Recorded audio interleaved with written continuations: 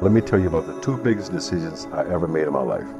Number one, I made a decision as a 5-year-old boy that when I grow up, become a man and have children, my children are going to know who their father is. Right. That became the most important decision that I've ever made in my life.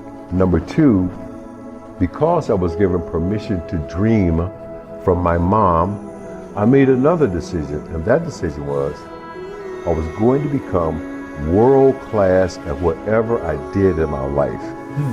Not good at it, not pretty good at it, but world class at it. And when you say what drives me, that's what drives me to this day. One of, if not the most important thing in the world for me right now, personally, I want to see myself in my 2.0 version.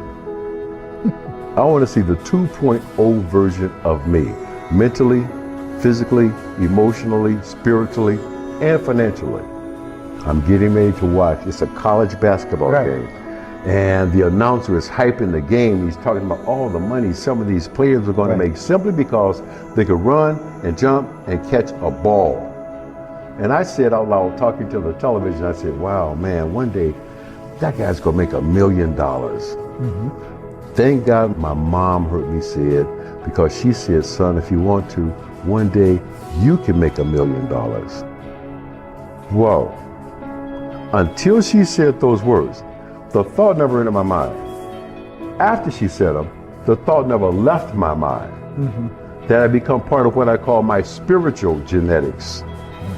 She went on to say the most remarkable thing, which was, son, if you want to make the team, go to the gym.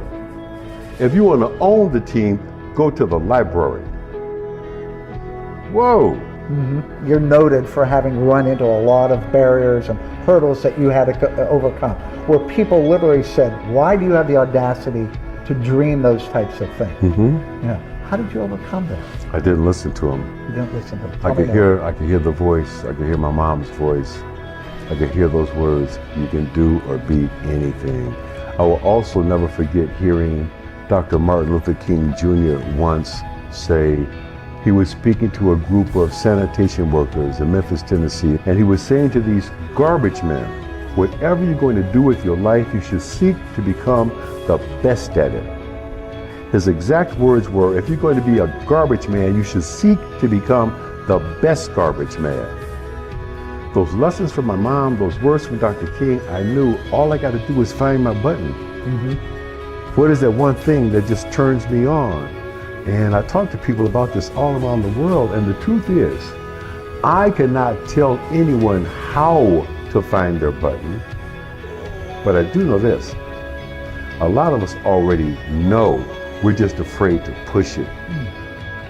Why do you think that is? We're afraid to push it because some people might not dig it. Some people might not say it's okay. Some people are going to say, you're going to do what? Why are you going to do that? Forget that. We've got people in this room right now, journalists. At some point, somebody in this room made a decision, I'm going to be a journalist. I'm going to be a writer. And at some point, somebody in their lives probably said to them, a what? Writer? How you going to pay the rent? Who is a writer? Right? But we got journalists sitting here right now because they believe. You got to be able to see it with the eyes in your soul. You might not physically be able to see it, but if you see it with the eyes in your soul, nobody's got to dig it but you. And I don't mean that in a disrespectful way. Right? Nobody's got to dig it but you, man.